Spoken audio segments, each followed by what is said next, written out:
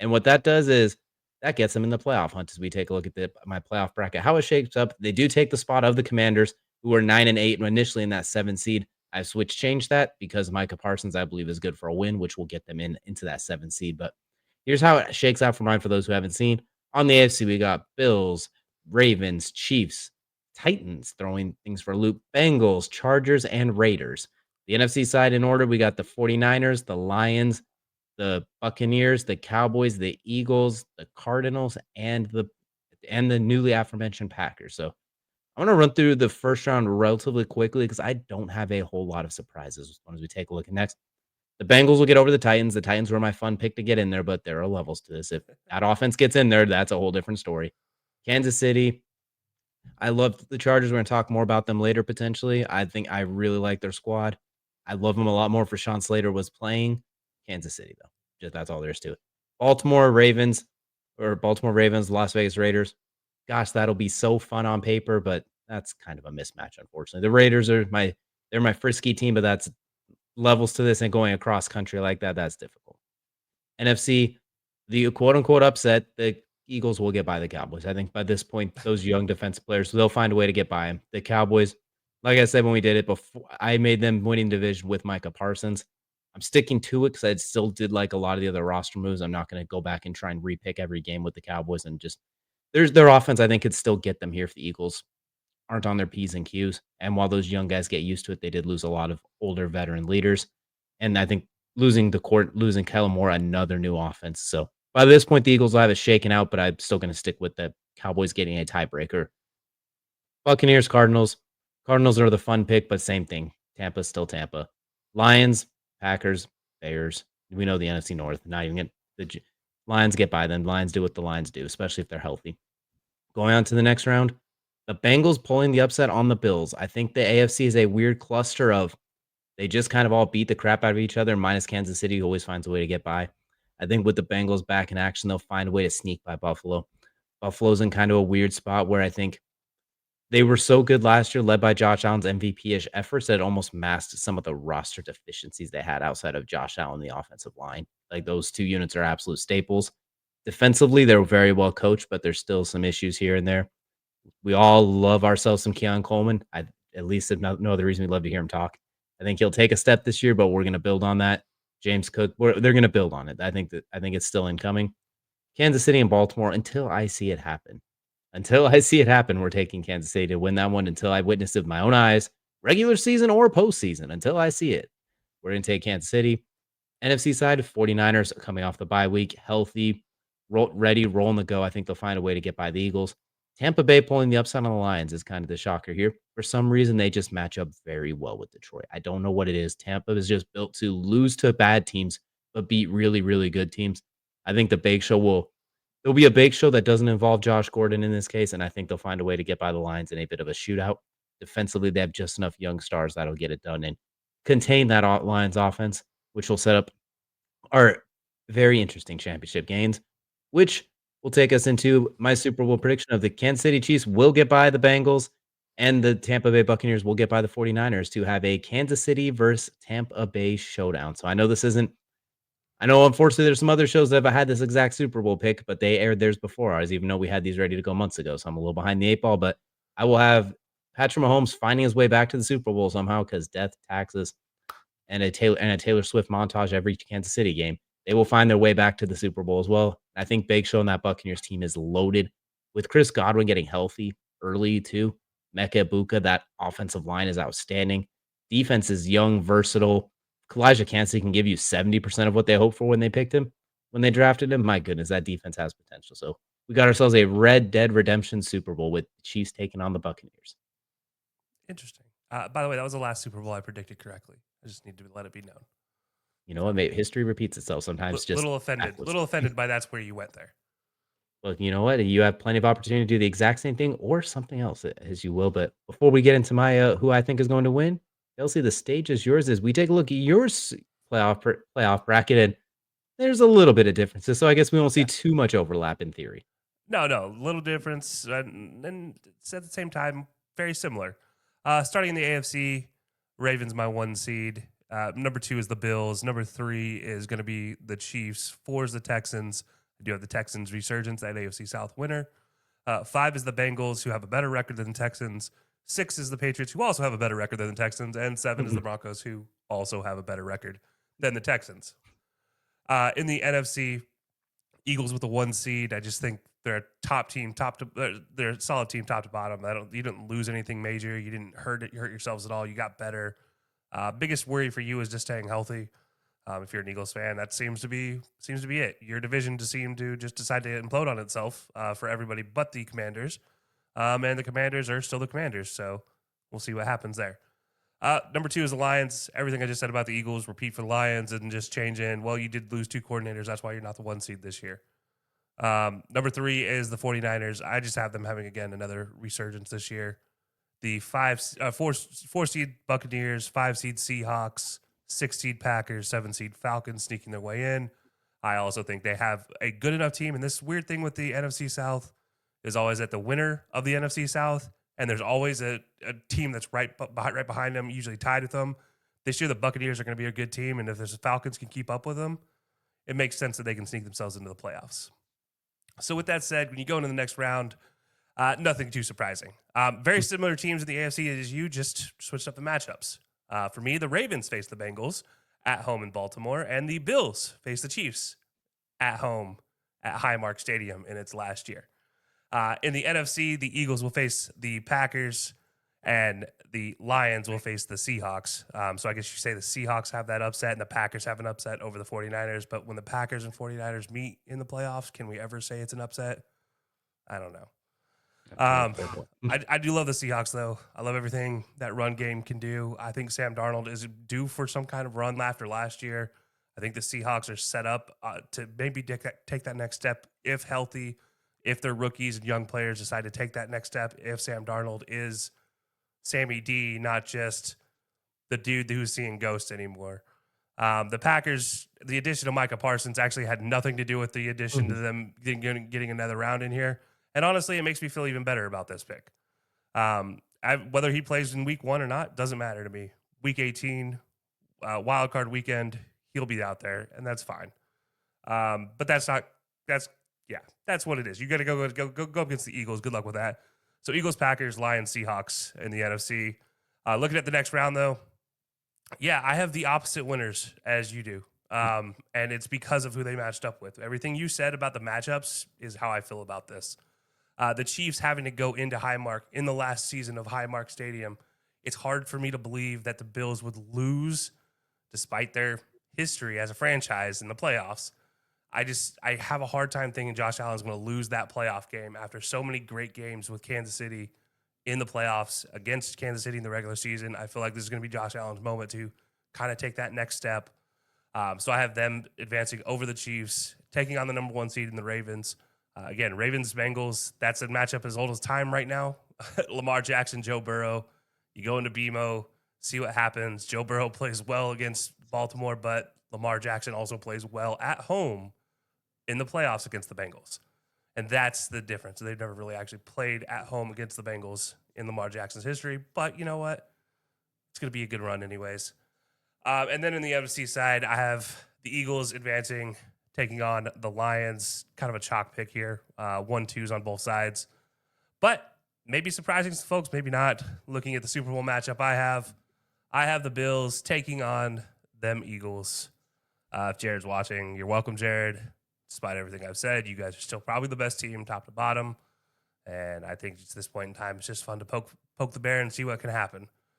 Everything about the Eagles is so good. Jalen Hurts, he is that same guy that I rooted for coming out of Oklahoma, who I thought was a great quarterback to begin with, who I thought was a great quarterback before he even went to Oklahoma. I thought he was unfairly treated at Alabama, but he wasn't what they wanted, and that's fair. He went and did what's best for him, and he's been making what's best for him for the rest of his career. Saquon is a fantastic runner. He's a fantastic pass catcher. Oh, by the way, you just happen to have A.J. Brown and Devontae Smith, who is the second best 1-2 duo in all of football. And I only say second best because Jamar Chase and T. Higgins does exist. That's a tough 1-2 to beat out. But yeah, so look, the Eagles are a fantastic team, and that defense I haven't even talked about yet, but good luck trying to stop that defense or getting by that defense, really. outside of a holding call and the referees going against him, as Jared says. It's hard to beat the Eagles. So that's how I have my matchup. Eagles Bills Super Bowl in San Francisco of all places. It's crazy is we were maybe a couple of reckless tush pushes away from this actually being last year's matchup, and I'm not blaming the Eagles for this one. I'm blaming the Bills for this one. Run to the right side just one time instead of going right at Chris Jones every single time, and we'll see Just what once. happens. Just Yeah. one time, or just a regular QB sneak, just Or anything else. just literally just spread them out and run a play and let Josh scramble for it. Do anything else. Just say Josh Allen freestyle, Josh Allen ISO. That's all you need to call at this point. That is literally what the offense is most of the season, just to continue running. But I do find what is interesting is you mentioned the matchups make it a lot different. I do think with how mine played out, think it's I think it's interesting because I think how the matchups play out. We have the same 4 in the AFC. It all just depends on who they play and where they play. Like for example, if Cincinnati's going to Buffalo, I like Cincinnati's odds there. However, Cincinnati going to Baltimore, I like Baltimore better because even though they always have head-to-head duels, Lamar is like 6-2 against the Bengals or something like that when he plays. So we saw it last year. Even when they both are perfect, Lamar just is perfect at the end of the game. He gets the ball last. He's got the team to support him, and unfortunately, the offense for the Bengals don't have much more other than Joe Burrow, Jamar Chase, T. Higgins, and Chase Brown. Like they need a defense to support the Bengals. They need somebody to wrap up. That's all they need. They like Lamar Jackson's breakout sack, run to the sideline, throw it back across body against Isaiah likely when they're up double digits, kind of spelled the end there. But and then same with the Bills and the Chiefs. That one's I know the Chiefs have their number in the playoffs 4-0, but outside the first one, they've all been so razor close that it feels like at any point the pendulum is bound to swing back if they keep matching up. Like the first one, obviously they blew them out a little bit, but after that, we all know that overtime spectacle where the 13-second game. We saw last year's with the sneak and the field goal, etc. The year before with the Damar Hamlin fake punt tomfoolery. Like they're always so razor close. It's not like one-sided butt whoopings with Kansas City swinging the hammer. It's the pendulum is bound to swing back. So I agree there, especially if it's in high mark like this. I think that makes it very, very interesting with so much on the line. And then on the NFC side, okay. Well, I was say, let's not forget you're guaranteed possessions in overtime now, so that changes things when you talk about that matchup as well. Exactly. Then the NFC side, not too many surprises for me. I mean, like Green Bay getting through, I think they can very easily get by San Fran. Of course, then you have to deal with the Eagles. Like they'll block Micah Parsons. They've done it for his entire career. They've had to deal with it. They're as well equipped to deal with Micah Parsons as anybody. And it's not Toyota-thon at this point, so I'm not sure I trust that offense as much. Seattle's interesting because with all the young defensive players they have, Mike McDonald, I'm looking at like Nick Emanwari, Byron Murphy from last year, Gray Zabel coming on the offensive line to really help that run game. They're unique in that I think they could either do what you have them doing here, or they're going to be in that top 5 pick category. They're very interesting. I think if it all clicks, they could be very, very dangerous for sure. Zach Charbonnet, JSN, Cooper Kupp, if he's healthy, there's a lot to like there. There's a lot that worries me, but there is a lot to like. And Detroit's Detroit. I think everyone talks so much about the coordinators. I have not seen too many people actually truly pick them to quote unquote stink though. Like there's maybe a sprinkle here or there they say, but they might not win the ultra competitive North. But no one seems to have them falling off a cliff. And I think we're both in the same boat of still very damn good at this. Is just probably the area where those losses might hurt them a little bit. Mm-hmm. Yeah, you just never know. Honestly, like I said, I've been putting too much work into trying to predict these things. And at this point in time, I'm just like, all right, let's see what happens. We put all the work into dice. I threw the dice and let's see what happens. We put all the work into here just to go off vibes at the end of it. But now it's time for our Super Bowl picks. I'll go ahead and lead the way on this one. So we'll revisit the Red Dead Redemption Bowl here. I know what everyone is thinking here. How could you possibly pick the Chiefs? You think you're so damn slick. I have my reasons for this. One, since the day we started doing this, 5 years now, or I think 6 years now, going back the last 5 years, though, I've put the Chiefs in the Super Bowl one time in the predictions. That was the year they didn't make the Super Bowl. That was the year they lost to the Bengals in the AFC Championship game. Every other year I didn't pick them. They found their way in the Super Bowl. So we're testing this theory at this point. If nothing else, this is a hypothesis. Number 2, the Chiefs only play the same damn teams in the Super Bowl over and over again. They got their double dip with the 49ers. They got their double dip with the Eagles. They got to sweep the 49ers. They got to go 1-1 with the Eagles, win the first, lose the second. We're going to go full circle here. They lose to the Bucs the first time. And spoiler, they're going to win the second time. So I think we're going to go full circle. They're going to round out we're going to get the Travis Kelcey Super Bowl MVP. We're going to get all the Taylor Swift cameos and shots from the crowd. It's going to be agnostic. People are going to cry, but it's going to be quite a game. Big Show's going to be recklessly awesome in this game, and I think make it weirdly close. He's gonna throw like 3 picks and 4 touchdowns or something dramatic. It's gonna be just pure cinema. This nothing else is a hypothesis. If nothing else, I wanna see if this is actually true. I'm gonna see if I am the key to the Chiefs dynasty, 'cause if they don't go to the Super Bowl, you all are welcome. I did this. And if they do go to the Super Bowl, I was right. You and every other Swiftie out there who is reading tea leaves at this point in time You to watch put the their mouth. Chiefs in the Super Bowl and have Taylor Swift performing the halftime Okay, I show. didn't go that far now. Hold on. I didn't go that far. I'm saying all the like all the shots every time that's Travis gets in a that's the only 3-point stance. that's the only thing that you're missing from the entire It theories. I'm and like reasonable. Jason Kelcey in this, man. I'm listening to the tea leaves, just laughing at it every time. And I send you all the videos and laugh some more. And yeah, it looks like the tea leaves have finally got to you. I'm just The saying, Swifties picking the are team that's here. been in the Super Bowl 6 of the last 7 years is a safe bet at this point, and the Do one year they didn't make it is the one time I counted on them to make it, so we're testing the hypothesis, and then we've already seen it's in the pudding. They don't play different teams. It's the I'm Cavs and the Warriors just with a little tweak of difference in there. I'm gonna have to start looking in your bookshelf for more Easter eggs after an episode now. See all of them right there. I mean, there's no Kansas City or Buccaneers up there just because Well, I haven't hey, quite got out that far yet. I'm just yeah. I was gonna say you've gone down the T Swift aluminum foil hat moment now. So now I'm predicting you're gonna have a bookcase full of Easter eggs for the rest of the year. Not at all. This is the extent of it. This makes me sick, honestly, picking this. This is for science, and I don't like it. I'm not happy about it. But if I'm a betting man, this feels like a good pick at the same time. It just feels like it makes sense. And I've been raving Tampa Bay's offense and what they've done in the offseason, our entire offseason talk, predictions, breakdowns, etc. I think they are built to beat all these good teams, but then lose to the Saints twice. Like, it makes no damn sense. They are built to. We saw it the last couple of years. They beat the Eagles in a playoff game. They beat the Lions last year, one of 2 teams to beat them. They've beaten so many good teams, and then they barely get by the Saints, and they struggle with Carolina. That they're so unbelievably weird. That's the only way I could describe them. And this would be the ultimate interesting moment of they get to the Super Bowl with Tom Brady. He leaves, then they get back without him because we keep saying Tom Brady won the Bill Belichick race, but it's like they didn't miss a beat after Tom Brady left. So I'm also sparking another argument amongst the people with this one. So I'm throwing a whole lot of kerosene on this. All right, fair enough. Well, I don't think Bill Belichick has any legs to stand on about he won that race either, though. Well, He- that's because his legs are distracted, and it's like a hey, 40-7 age difference. I yeah, mean, score well, difference. I'll say whatever the score difference was against TCU, it's the same age difference he's dealing with. So, Wronghorn um, frog is what we got in that one. but no, okay. I think we've hit our quota for T Swift in one episode here, for an episode featuring a Kelcey with T Swift in it. So, all right, that's gonna take me to my picks, and we're gonna talk Haley Steinfeld. No, I'm just kidding. No, it's gonna be Bills. It's gonna be Eagles. I think this is an easy matchup to like root for because look, if you tell me you hate the Eagles outside of diehard NFC East fans, I don't believe you because there's I not a hate lot of the players on the Eagles to hate. Really, Eagles, but I blame Jared for that. I hate Eagles fans. I But hate the Jared. actual players on the Eagles, I have a hard time hating any of them. I root for them. I root for Josh Allen. I root for a lot of the Bills players as well. Deion Dawkins. You know, these guys are guys that are just easy to root for. So in a Super Bowl, it's a tough matchup for me to pick a winner. So I just kind of went with, as I said, I went with the most solid team, and that's the fact that Jalen Hurts can beat you with his legs, beat you with his arm, beat you with his head. Josh Allen is going to be the only guy to beat you, and if you can slow down Josh Allen, you have a chance to win.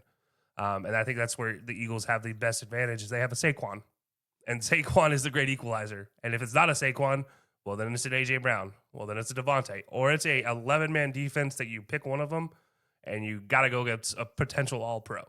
So good luck, anybody who has to match up with the Eagles. But yeah, so unfortunately for us, we all get to see the Eagles fan base celebrate another Super Bowl. So sorry, I couldn't be the good guy here. But yeah, I just have the Eagles winning the Super Bowl.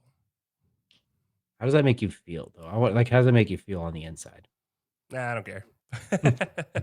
I like honestly, like I've talked about this before, and this offseason has been the greatest thing since renouncing my Cowboys fandom because I don't care when the Cowboys do something stupid. This Micah Parsons thing is just like, oh yeah, I mean, I could have saw that coming. The moment that one of these players was eventually going to fight against Jerry Jones and his theory that I can boss everybody around and get what I want. It's not how you do things. You got to go through agents. You got to make the right calls when you're going to negotiate contracts. There are rules. There are CBAs set in place for a reason. And this is what happens when you decide to screw with somebody's money. Your money's about to get screwed with, Cowboys fans. So, yeah, be picking the Eagles. Maybe it's like a subconscious, hey, Jerry, go whatever. But you know what? He doesn't care about our show. So, and if he does, hey, Jerry, come on and explain your decision about Micah. Maybe I'll listen to you. But yeah, like let's be honest. I don't really mind. I mind more because now I'm gonna hear Jared say like, "Oh man, you picked the Eagles. How great is this gonna be?" That's gonna suck. Other than that, I mean, honestly, I don't really mind. I do think if they are well equipped, if everything clicks and there's none of those the things you normally see the teams that try to repeat or follow up the next year, a lot of the losses, the things they have to adjust, that they can meander through that and navigate through that. That helps. It does help that your own division is not really doing much to get better right in front of you. Besides the Giants, who are so far behind, it doesn't matter. Like the Cowboys actively giving away Micah Parsons. We'll see. They have a lot of points they need to score. The Commanders having an AARP account for their defense and their roster outside of their quarterback at this point. And we just mentioned the Giants, so it's a smoother ride there. And looking at the rest of I feel like NFC roster wise, the only team that could compete with them feels like the Lions on paper. Granted, games aren't played on paper. Anything can happen. But I am very curious to see, and I'm really curious to see guys like Adoree Jackson they brought in. If is that like he's gonna be their CB2 on the roster? How do they get the most out of him? That's a talented first round pick corner out of USC who's been fine. He hasn't been bad. He just hasn't been quite what they hoped for, but they revitalize him like they've done with players. Great. They're back to not missing a beat in the secondary. Here we go again, along with other players they brought in. John Mechie, who hasn't really got a chance to get going in Houston, does he find his way into taking Jahan Dotson's role? I'm curious how some of these, I'm not gonna call them reclamation projects, but the guys that they bring in, how they bounce out. And most importantly, the thing that we both care most about at this whole thing, they are one of a handful of teams with a fullback on the active roster. Yes. That is probably the Celebrate the exclusive reason for waistband. this. Like, this is the Celebrate the exclusive reason. waistband. It But is. no, you know what? Honestly, I think the biggest thing, if I look at the Eagles and like my biggest concern when it comes to them, is Nick Sirianni. Period. Like that is my biggest concern with this team. And on every other team, I have at least a list of 5 concerns. Every other team in the NFL, there's at least 5 concerns for that team. Nick Sirianni is my only real concern, and I don't put health in any of these concerns because I'm just assuming good health through the season. No major injuries. But that's the only thing I look at with the Eagles is like Nick Sirianni is the one thing I think can get the best of the Eagles because his ego has proven to be a downfall for this team before. He has not meshed well with players on his own roster that are still there, that are influential players for the way the game flows. Now, has that been squashed? Supposedly. Have they won a Super Bowl since that? Supposedly, yes. They actually have won a Super Bowl since that was By a lot. squashed. But it doesn't change the fact that those things happened. And if they happen again, what does that mean? I don't know for the Eagles. But for me, I'm going to think all things positive here. It just makes sense that the team with the least amount of questions is the team that I'm picking to win the Super Bowl. I'd say the one question I do have with them is it's also their 4th new offensive coordinator in as many years. That is a lot of I know the offense is really just Jalen Hurts, like, it's built around Jalen Hurts nonetheless, but I'm curious is we talk a lot about changing coaches a lot in the especially coordinators can mess with a younger quarterback's development. I'm curious how it messes with the flow of a well-oiled machine as well. We saw Brian Johnson a few years ago after they switched after Shane Steichen left. It was rough. It was a little bit rough. They got him out of there because it was rough. They brought in Kellen Moore, friend of the show. Kellen Moore, by friend of the show, I mean we want to be friends, him to be friends with the show because we like him. Kellen Love the Moore, and, lefty.